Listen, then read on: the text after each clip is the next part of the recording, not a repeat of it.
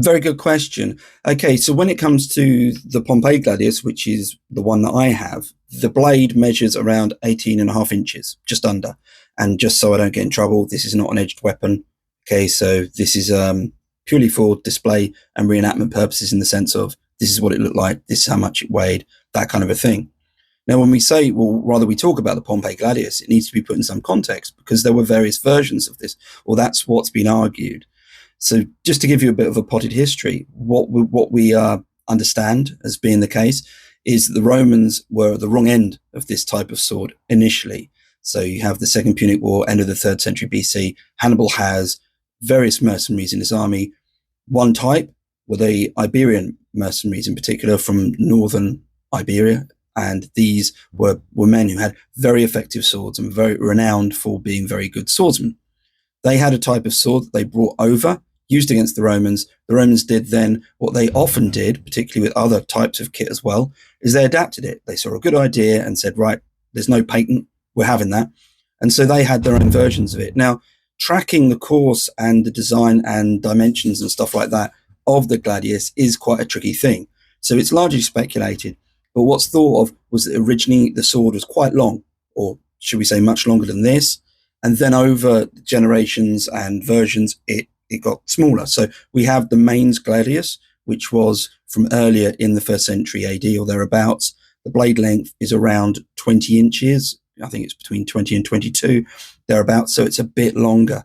And there are questions as to why this was the case.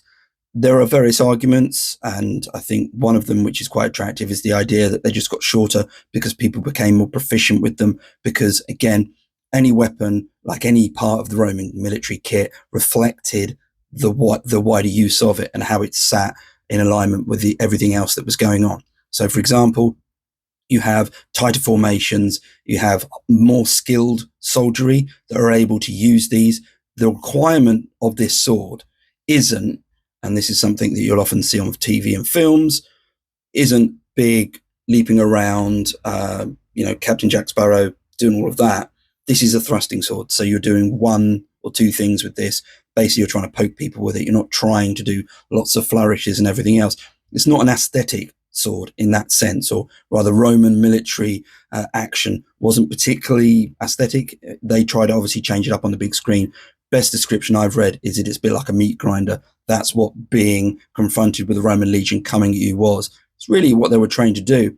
This sword fulfilled that requirement. And obviously tactics change. It might have been earlier on, formations were a bit looser. You needed a bit more sword length for various reasons. But by the time of sort of mid to late 1st century AD, this type of sword was being used.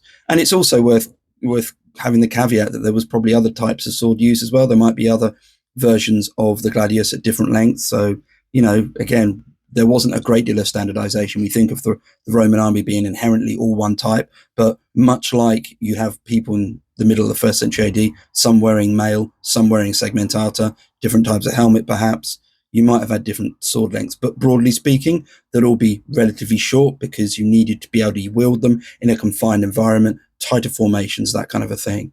Anyway, I hope that helps answer your question, and thanks for asking.